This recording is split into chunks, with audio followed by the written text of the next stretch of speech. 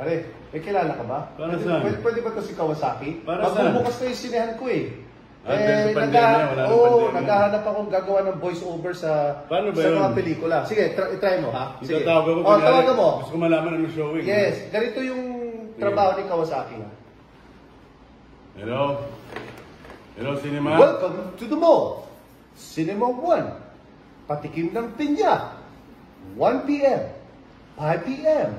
Last full show, 9 p.m. Cinema 2. Talong. Ang pagbabalik. Talong! Tikman mo ko. Cinema 3, now showing. Deep Toronto, look at me. 9 o'clock. 11 o'clock. 3 o'clock. Cinema 4. Ang pagbabalik ng Jumbo Hotdog. Kaya mo ba ito? 3 o'clock. Last full show, 9:30. Rated R. At yung huli ay Virgin Island. Showing.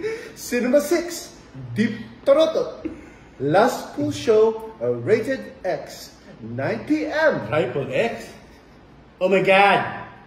Kailan yan? I'll be there. Batman. Pwede ka ba doon? Pwede ka ba doon? Wala pang 18 to eh.